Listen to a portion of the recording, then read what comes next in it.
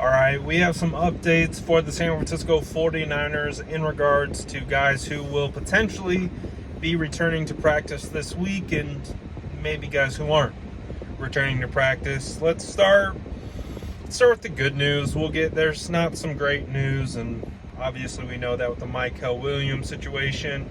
I'll get into that in a little bit, but let's start out on a little lighter note. There is a chance that Ricky Pearsall and Jake Brendel could return to practice today, or this week, I should say. Obviously, I would say it would be smart not to hold your breath. Based on what I had heard coming out of the Kyle Shanahan press conference, there seems to be a little bit more optimistic tone about the return of Ricky Pearsall. But again, him and Jake Brendel will both be evaluated on Wednesday to see if they can return to practice. I think another name to look out for returning this week will also be Bryce Huff. Obviously, getting him back would be a huge boost, especially with what had happened to Michael Williams. As you guys already know, Michael Williams tore his ACL, but Kyle Shanahan also did mention that Michael did tear his lateral meniscus. So, just a painful situation. The MetLife turf snags another one. It's an unfortunate situation.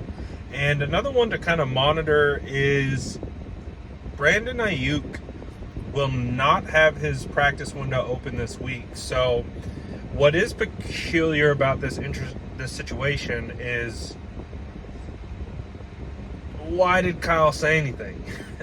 Why did, I think it was 2 weeks ago now, he said, Brandon Aiyuk's pretty close, could be next week that he returns. Well, that was 2 weeks ago, and they had done so well not providing a timetable for return for him, and now that they have, now it feels like they're 2 weeks behind.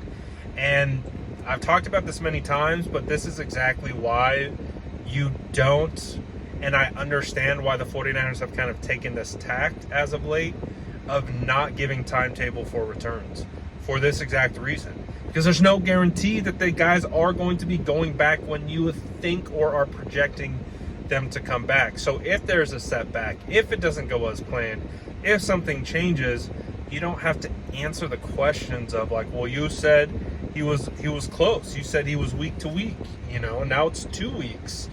Why'd you say anything at all? So I'm not saying that either as like, Kyle Shanahan needs to be better. It's more of just like, maybe he was a lot closer than they were anticipating, but now it's like, was there a setback? Did something happen?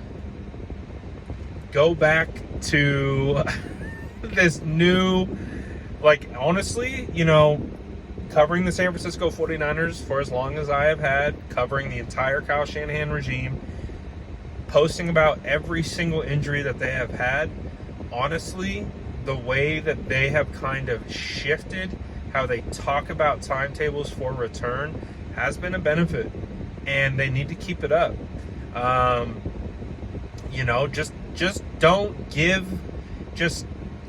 give any glimmers of hope. This fan base is so fragile when it comes to injury, and I'm not saying that as a shot to this fan base. I'm a part of this fan base.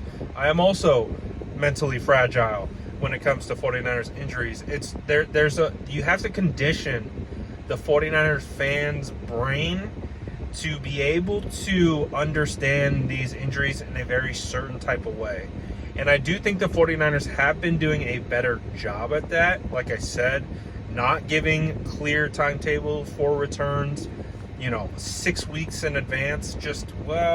There's nothing yet. The dodging of the timetable for return for Brandon Aiyuk was admirable. I'm like, damn, they're really doing a good job of not telling anyone when he's going to come back. And honestly, I was like, good, because as I've discussed throughout this process, and I just mentioned, is it just sets up an expectation that can be missed. If you don't give a timetable for return, you can't be disappointed.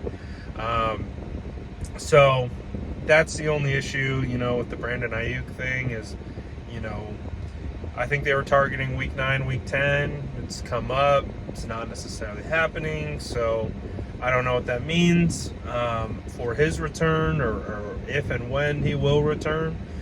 But it's not happening anytime soon. So it is what it is.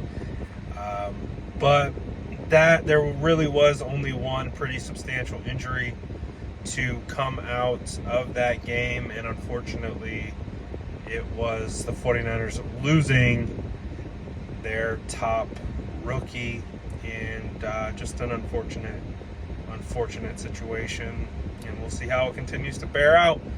But those are your updates for today. Let me know what you guys think about this in the comments below, and as always, make sure to like and subscribe for more updates.